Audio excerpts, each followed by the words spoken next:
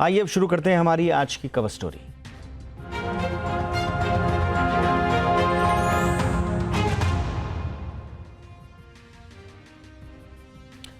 भारत को लेकर ट्रंप का बड़बोलापन अब उन्हीं पर भारी पड़ चुका है। पहले ट्रंप एक पोस्ट में भारत के लिए अजीब से शब्दों का इस्तेमाल करते हैं। ट्रंप के पोस्ट को भारत ने आड़े हाथों लिया और एमईए ने अमेरिका से इस पर एतराज जाहिर किया। एमईए के एतराज पर अमेरिकी दूतावास ने सफाई दी और कहा है कि ट्रंप ने भारत को महान देश बताया है। आप देखिए पहले ये रिपोर्ट। एक्सपर्ट से समझने की कोशिश करते हैं ट्रंप की जुबान पर कौन कसेगा लगाम और बाकी ईरान युद्ध का अभी क्या अपडेट है, मौजूदा स्थिति क्या है और आगे क्या संकेत मिल रहे हैं। तमाम बातें आगे, पहली रिपोर्ट। पूरी दुनिया में अपने बयानों से बवाल मचाने वाले ट्रंप ने अब भारत विरोधी अपनी मानसिकता और अपनी सोच का सबूत पेश किया है। 22 अप्रैल 2026 को अमेरिका के राष्ट्रपति डोनाल्ड ट्रंप ने अपने सोशल मीडिया अकाउंट से एक पोस्ट शेयर किया जिसमें अमेरिका के एक रेडियो होस्ट माइकल सैवेज के पॉडकास्ट की टिप्पणियां थीं। इस पोस्ट में भारत और चीन को हेल होल यानी नरक बताया गया है। भारतीय और चीनी मूल के प्रवासियों को लैपटॉप वाले गैंगस्टर कहकर संबोधित किया गया है। साथ ही इस पोस्ट में दावा किया गया है कि भारत और चीन जैसे देशों से आए प्रवासियों ने अमेरिका को माफिया परिवारों से भी ज्यादा नुकसान पहुंचाया है। अमेरिकी राष्ट्रपति ट्रंप के इस अपमानजनक सोशल मीडिया पोस्ट को लेकर भारत ने दो टूक जवाब दिया। विदेश मंत्रालय ने इस पर कड़ी प्रतिक्रिया व्यक्त करते हुए कहा कि ट्रंप की टिप्पणियां स्पष्ट रूप से अज्ञानतापूर्ण, अनुचित और अस्वीकार्य हैं, तथ्यों और वास्तविकता से परे हैं। ट्रंप के विवादित पोस्ट के बाद भारत के बढ़ते दबाव के चलते अमेरिकी प्रशासन भी हरकत में आया और डैमेज कंट्रोल करने में लग गया। नई दिल्ली में स्थित अमेरिकी दूतावास के प्रवक्ता ने कहा कि ट्रंप ने कहा है कि भारत एक महान देश है और वहां के प्रधानमंत्री मेरे बहुत अच्छे मित्र हैं। तो वहीं भारत को लेकर ट्रंप के इस विवादित पोस्ट पर ईरान ने भी हमला बोला। ईरान ने भारत की तारीफ करते हुए कहा कि शायद किसी को ट्रंप के लिए एक one way cultural detox book कर देना चाहिए, जिससे उनकी बिना मतलब की बयानबाजी कम हो सके। साथ ही लिखा गया कि कभी भारत आकर देखो फिर बोलना। ईरान न सिर्फ भारत की तारीफ कर रहा है बल्कि ट्रंप के मुंह पर तमाचा भी जड़ रहा है। अच्छा हुआ ट्रंप को समय रहते अपनी गलती का एहसास हो गया, लेकिन ट्रंप को भूलना नहीं चाहिए कि जिस भारत को वो नर्क बता रहे हैं उसी देश के नागरिक अमेरिका की समृद्धि में अपना योगदान दे रहे हैं। आज अमेरिका की 500 सबसे बड़ी कंपनियों में करीब 20 कंपनियां भारतीय मूल के सीईओ चला रहे हैं, लेकिन लगता है कि ट्रंप की सोच दूषित हो गई है। उनको ये तक समझ नहीं आ रहा कि क्या अमेरिका के हित में है और किस चीज से अमेरिका की तरक्की रुक सकती है। ब्यूरो रिपोर्ट, जी मीडिया। खास मेहमान इस वक्त हमारे साथ जुड़ चुके हैं। स्वागत करते हैं जाने माने market expert Ajay Bagga sir का। गुड इवनिंग सर, बहुत बहुत स्वागत है बग्गा सर आपका हमारे शो पे।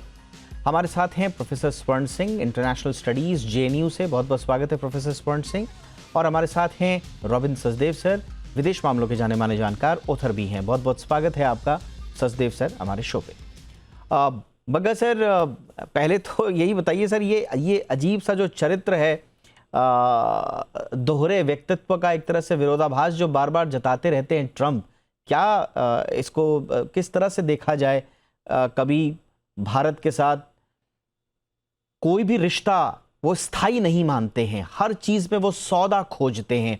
एक तरफ भारत को रूस से तेल खरीदने पर दंडित करते हैं, टैरिफ लगाते हैं, दूसरी तरफ रणनीतिक जरूरत जब जब पड़ती है तो फिर छूट भी देते हैं, फिर महान भी बताते हैं, मोदी जी को भी महान बताते हैं।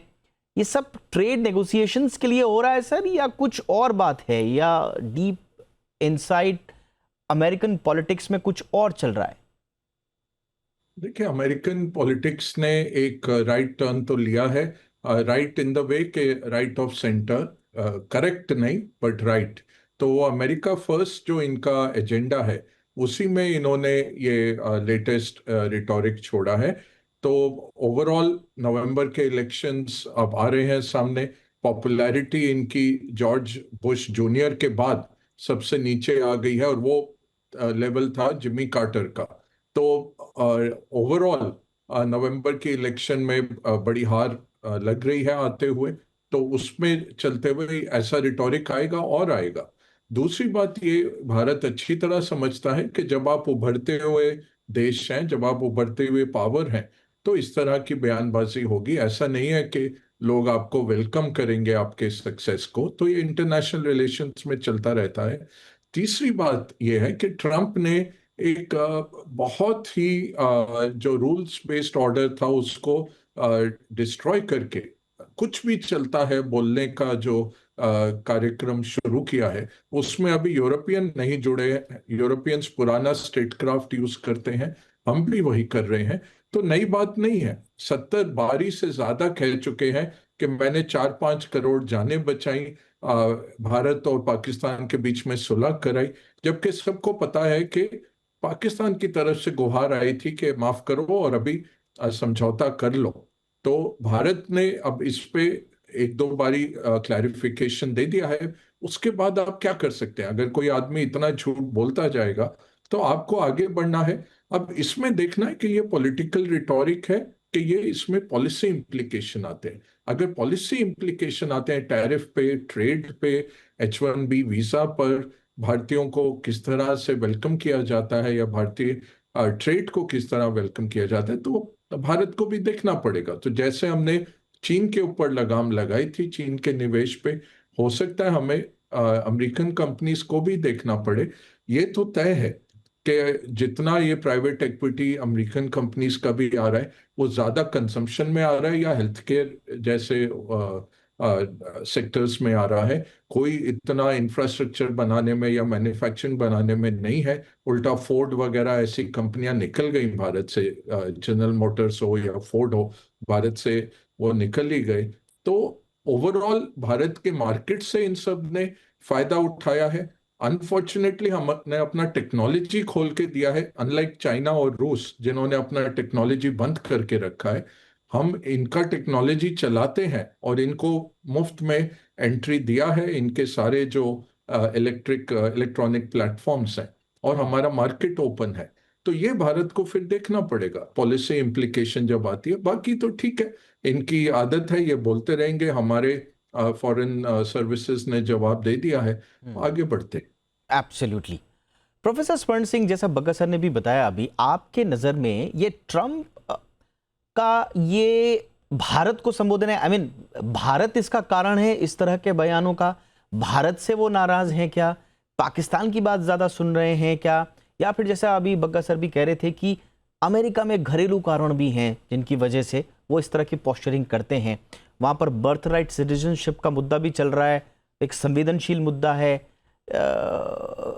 शायद माइकल सैवेज के शब्दों को साझा करने से, जो बग्गा सर कह रहे थे, अमेरिका फर्स्ट का आधार जो है वो और मजबूत होगा। ट्रंप शायद ये बताना चाह रहे हैं कि इमिग्रेशन के प्रति वो बहुत सख्त हैं, चाहे वो मित्र देश भारत के खिलाफ ही क्यों ना जाएं।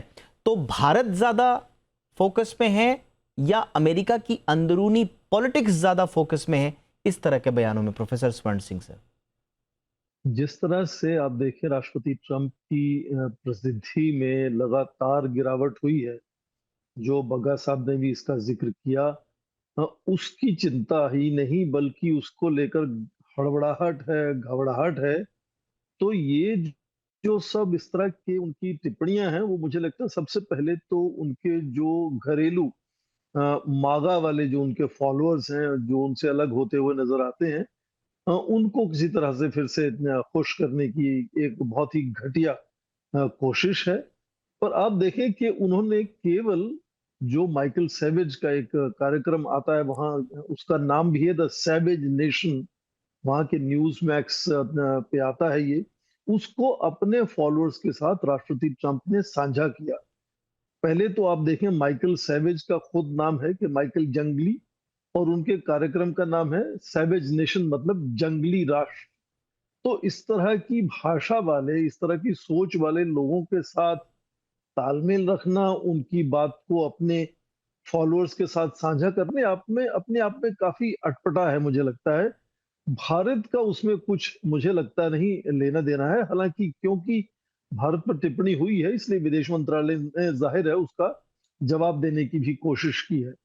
चिंता दरअसल उनको ये है कि लगातार उनको जो एक तलाश है कि कोई बड़ी सफलता उनको मिले, वो दूसरे कार्यकाल में भी 1 साल पूरा होने के बाद भी नहीं मिल पा रही। ईरान उनके साथ लगातार अपना सामने खड़ा है, उनकी बातों को नहीं मान रहा है। अब वो थक कर कहना चाह रहे हैं कि किसी तरह से मुझे इस युद्ध से निकालो, वो एग्जिट स्ट्रेटजी जिसको कहते हैं वो ढूंढ रहे हैं।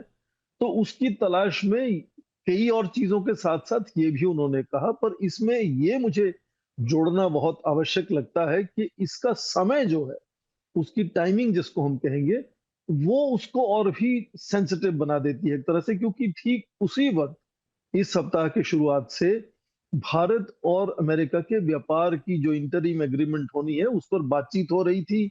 उसका फ्रेमवर्क इस साल के शुरू में एक तैयार किया गया था। तो वो समय उसका मुझे लगता है थोड़ा-सा उसको और भी जटिल या मुश्किल समस्या बनाता है, विदेश मंत्रालय को उसका जवाब देना पड़ता है। पर उनकी ज़्यादा बड़ी समस्या ईरान को लेकर है कि ईरान में उनकी कुछ बात चल नहीं रही। हम्म। और ठीक उसके साथ जो उन्होंने कहा कि जो बाय बर्थ राइट जो सिटीजनशिप है, उसको पिछले साल जनवरी में उन्होंने एक एग्जीक्यूटिव ऑर्डर इशू किया था कि जिनके पास डॉक्यूमेंट्स नहीं होंगे या कुछ दूसरी तरह के जो इमिग्रेंट्स होंगे, जिसको लेकर वहां ये भी बात होती है कि एक बर्थ टूरिज्म शुरू हुआ उनको लगता है। उनको एक तो राष्ट्रपति ट्रंप को लगता है कि पूरी दुनिया उनका फायदा उठाने में लगी हुई है। तो उसको लेकर वहां की सुप्रीम कोर्ट ने कह दिया है कि वो शायद मान्य नहीं होगा। ये संभव ही नहीं है कि ये जो बर्थ राइट वाला नागरिकता का एक जो अधिकार है वहां दिया गया है वहां के संविधान में, जी। उसको हटाना बहुत मुश्किल है। उसके लिए 2/3 वहां की संसद में मेजोरिटी चाहिए होगी। उसके अलावा जो 3/4 राज्य वहां के हैं 51, उनमें से 50 जी। राज्य हैं, जी। उनका भी उनको समर्थन चाहिए होगा, वो हो नहीं सकता। तो उनको मालूम है कि उनकी जो ये बात है केवल ये ढकोसला है, हम्म। ध्यान भटकाने की एक कोशिश है, हम्म। उससे कुछ होने वाला नहीं है। और एक आखिरी बात उसमें ये भी जोड़ना जरूरी है कि यदि आप इमिग्रेंट्स को लेकर चिंता की बात करते हैं ना, हम्म। तो पिछले राष्ट्रपतियों का भी कोई जो आप इतिहास है वो बहुत अलग नहीं था। उन्होंने भी डेपोटेशंस किए थे। राष्ट्रपति ट्रंप की मुझे लगता है कि भाषा बहुत गड़बड़ है। हाँ। पर एक आखिरी बात उसमें समझना ये जरूरी कि जितने भी विकसित देश हैं जिनको G7 ग्रुप ऑफ 7 कंट्रीज कहते हैं, हम्म। उनमें वहां की जो जनसंख्या है उसका रिप्लेसमेंट रेट नहीं है। उनका हम्म। रिप्लेसमेंट रेट होना चाहिए 2.2, जो कि वहां एक्चुअल में 1.4 है। तो उसका मतलब क्या है कि वहां लगातार जनसंख्या में गिरावट घटती हुई नजर आ रही है और उनको बिल्कुल। काम करने वाले हाथ चाहिए, वर्क हम्म। फोर्स चाहिए। तो उसमें कोई विकल्प नहीं है वहां की विदेश नीति में कि आप बाहर बिल्कुल के सर। देशों से, यहाँ बिल्कुल सर। युवा जनसंख्या है, जहां ये बहुत और ही ये सब टैलेंटेड इंटरनली तो लोग हैं। अमेरिकन को समझ में आ रहा है, बट जैसा आपने कहा कि वो न किसी से पूछते हैं।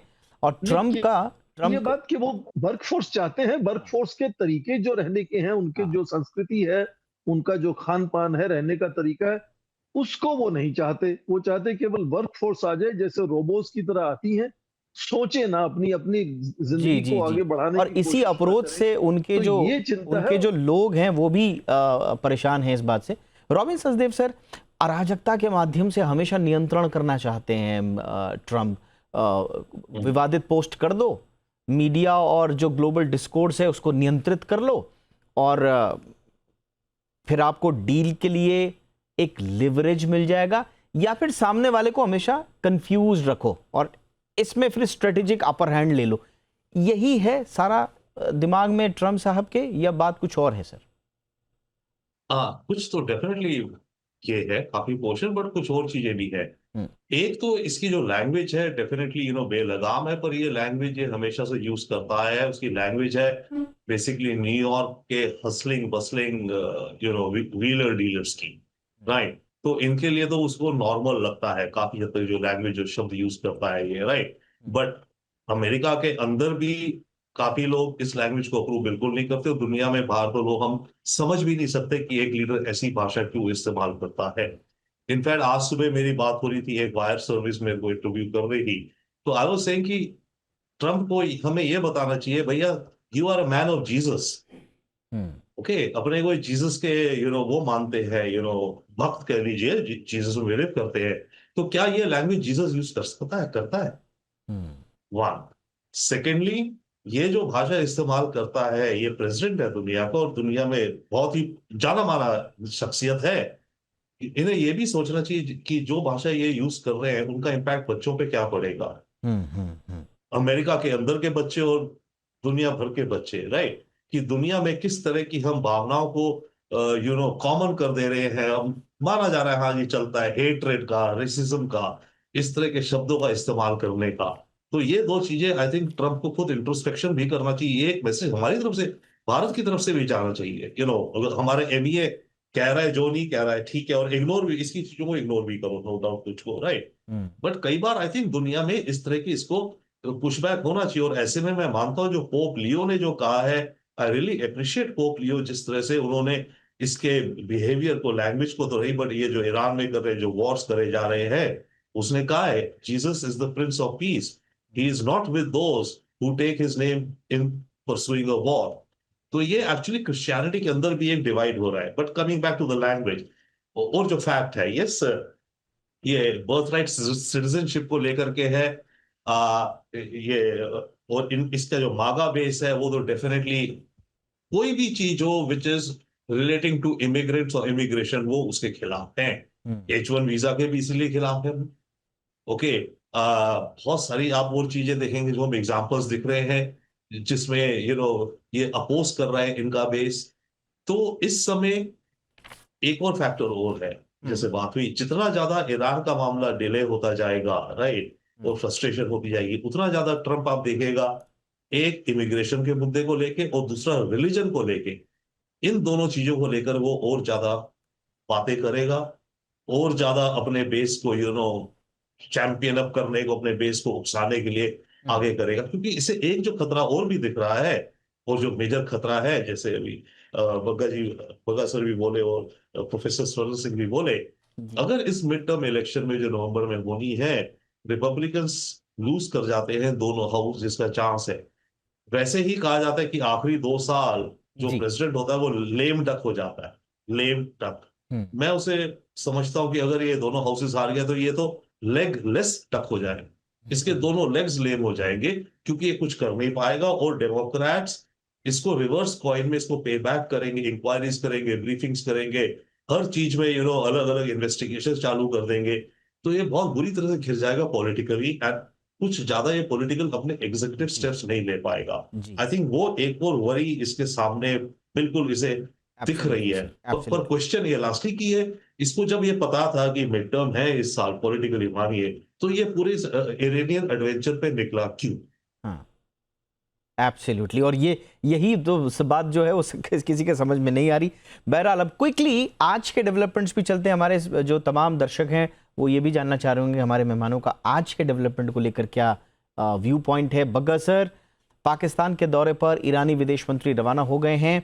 कुछ रिपोर्ट्स कह रही हैं कि शायद अमेरिका आएगा, कुछ रिपोर्ट्स आ रही हैं कि शायद अमेरिका शामिल नहीं होगा।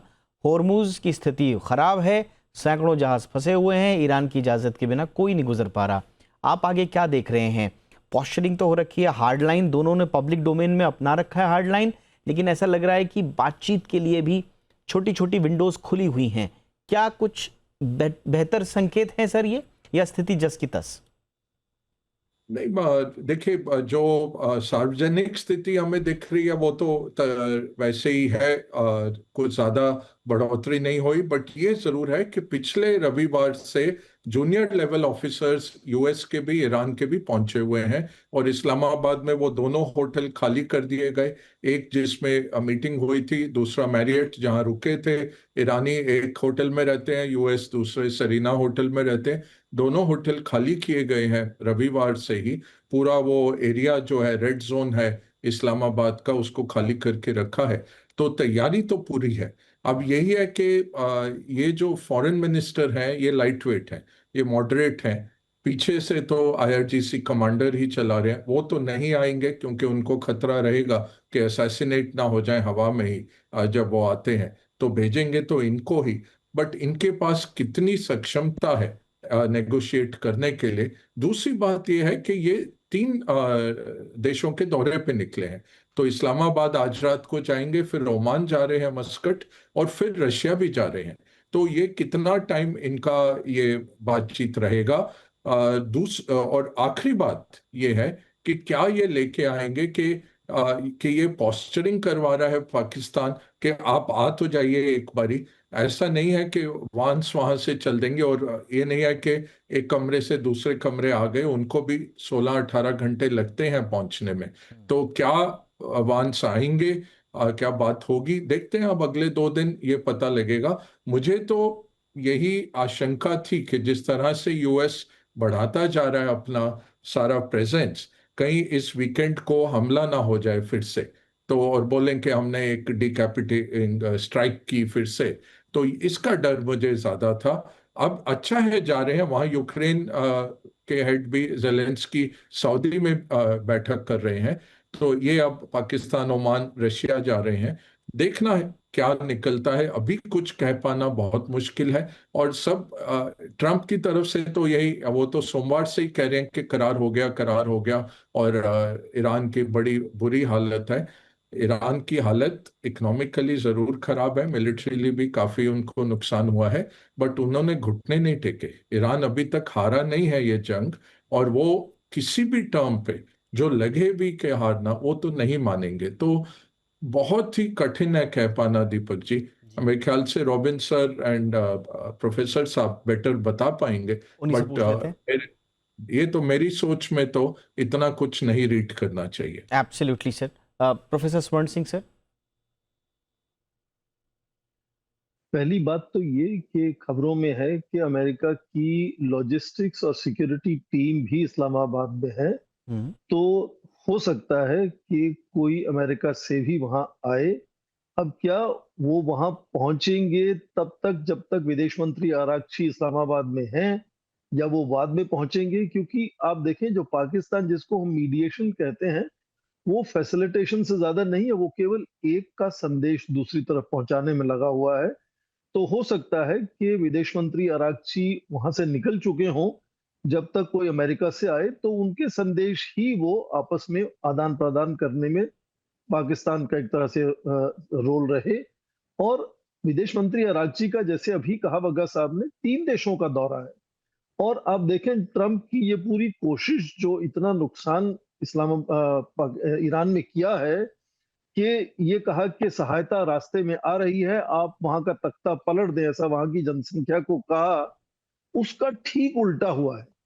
पहली बात तो ये कि वहां का जन आक्रोश जो हमने देखा था करीब करीब सभी 31 प्रांतों में जनवरी के महीने में, वो अब वहां की सत्ता से हटकर ट्रंप और नेतन्याहू की तरफ डिफ्लेक्ट हो गया। लोग की जो रोजमर्रा की जीवन में महंगाई है, परेशानी है, असुरक्षा है, वो उनको लगता है कि नेतन्याहू और ट्रंप उसके जिम्मेदार हैं। और जैसे नेतृत्व में बदलाव आया है, ये दूसरी बात है, वो और भी कट्टर सोच वाले लोग आए हैं। और इस तरह के युद्ध के संकट में, जो थोड़ा सा आपको याद होगा, अकबर रफसंजानी जब राष्ट्रपति बने थे ईरान के, तो उनको रिफॉर्मिस्ट कहते थे। उन्होंने बहुत सी आजादियां लोगों को दी थी, फ्री मार्केट इकोनॉमी तैयार करने की कोशिश की थी। अब ईरान वापस इस्लामी क्रांति का मुखौटा पहनता हुआ नजर आ रहा है। तो ये दोनों, जनता का आक्रोश अमेरिका और नेतन्याहू की तरफ, और उनका समर्थन अपने नेतृत्व की तरफ, और जो नया नेतृत्व है वो और कट्टर बनता नजर आता है। क्या मतलब है कि ईरान आज शायद इतने नुकसान के बावजूद ज्यादा सक्षम है, 6 महीने पहले के मुकाबले में आज ज्यादा सक्षम है कि अपनी शर्तों पर ही वो अमेरिका से जो है वो शांति प्रस्तावना रखेगा, युद्ध विराम करेगा। इसीलिए ये विदेश मंत्री अरागची का दौरा 3 देशों का इसीलिए है कि वो वहां अंतर्राष्ट्रीय स्तर पर, जहां जहां उनको मंच मिल सकते हैं, वहां वो एक माहौल बनाना चाहते हैं, एक सोच बनाना चाहते हैं कि ईरान को किन शर्तों पर अमेरिका से युद्ध विराम मान्य होगा, स्वीकार होगा। तो ये लगातार पिछले 50 दिनों में हमने देखा है कि जो नया नेतृत्व ईरान में है, वो शायद ज्यादा अपने आप को सक्षम मानता है आज, ज्यादा एक तरह से अपनी जनता से जुड़ा हुआ मानता है, अपने धर्म के एक तरह से कट्टरपंथी से जुड़ा हुआ मानता है कि वो चीजें अमेरिका के लिए और भी ज्यादा मुश्किल खड़ी कर रही हैं, और राष्ट्रपति ट्रंप आज इसी घबराहट में है कि किस तरह से उनको इस युद्ध से छुटकारा मिले। Right, absolutely. Sachdev sir, weekend का नाम सुन के बग्गा सर उसको और बेहतर तरीके से जानते हैं, सर ने उसका जिक्र भी किया। वीकेंड का नाम सुनते ही ना टेंशन हो जाती है। वीकेंड अब वो वाले वीकेंड नहीं रहे। आप 28 फरवरी से लगाइए, 28 फरवरी भी शनिवार था जब युद्ध की शुरुआत हुई थी, तो तब का वीकेंड, फिर मार्च 7 और 8 का वीकेंड आया, उसमें 650 से ज़्यादा बैलिस्टिक मिसाइलें दागी थी ईरान ने। फिर 14-15 वाला जो वीकेंड था मार्च का, उसमें ईरान के मिसाइल ठिकानों पर यूएस ने बहुत बड़े हमले किए थे, उस वक्त भी टेंशन बढ़ी। फिर अप्रैल 4-5 वाला वीकेंड आया, इस्लामाबाद टॉक्स फेल हो गई। फिर 11-12 वाला अप्रैल का आया, नेवल ब्लॉकेट शुरू हो गया था, उस समय भी टेंशन थी। अभी जो गया 18-19 वाला, उसमें ईरान ने नाकेबंदी के जवाब में जो विदेशी जहाज हैं उनको पकड़ना शुरू कर दिया था। मतलब कोई ऐसा वीकेंड नहीं है जिसमें टेंशन नहीं बढ़ी। अब एनालाइज कराइए सर हमें, कल परसों का जो वीकेंड है इसमें क्या होने वाला है? थोड़ा एक ब्रीदिंग स्पेस मिलेगा या फिर कुछ और तनाव? रियली कैन नॉट से, बट एक तो है, जैसे मानिए अरागची का इन 3 देशों का ट्रिप है, तो वो कम से कम वीकेंड भर तो अरागची ट्रैवल पे होगा। तो शायद इरानियंस एक्सपेक्ट नहीं कर रहे हैं कि वीकेंड पे कुछ अटैक्स होंगे, बट वो ईरान की एक्सपेक्टेशन है। होता क्या है बात अलग है। पॉइंट इसकी, एक तरह से कहते हैं ना, इन्होंने अपने को एक कॉर्नर में फंसा लिया है ट्रंप ने। इसको जो चाहिए वो जितना ज्यादा डिले हो रहा है उतना ज्यादा इनकी फ्रस्ट्रेशन भी बढ़ रही है, क्योंकि इनको जो चाहिए वो एग्जैक्ट हो गया है। मेरे विचार से इसको एग्जैक्टली अब जो चाहिए ना, वो एनरिच यूरेनियम ईरान से बाहर निकालना, ताकि वो क्लियर कट कह दे भैया मैंने तो यूरेनियम जो था एनरिच 60% और 20% वाला निकाल दिया ईरान से बाहर, एटॉमिक वेपन ये बनाएगा नहीं, डन।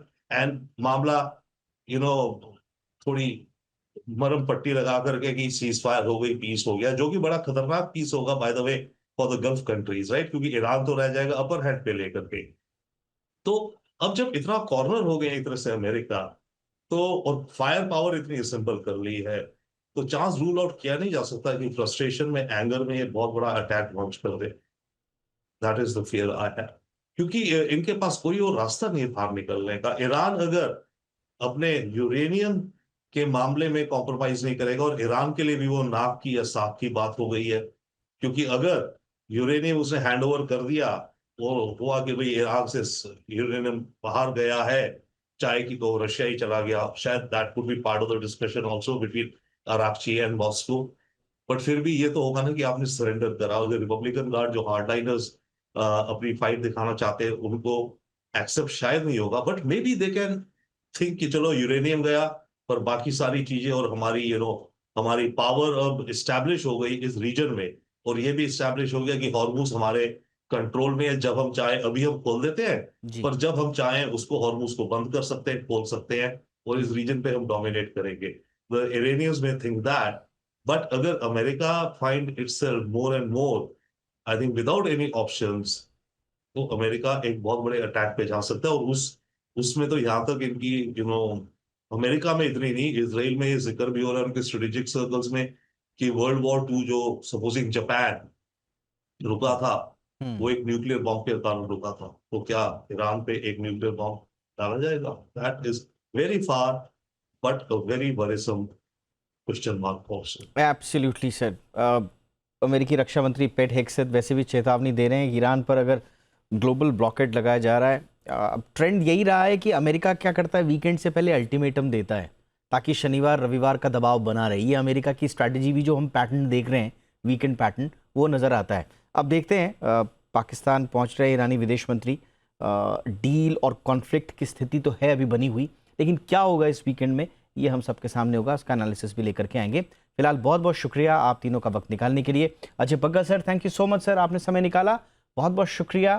प्रोफेसर स्वर्ण सिंह सर आपका, robin Sachdev sir, thank you so much sir for your time.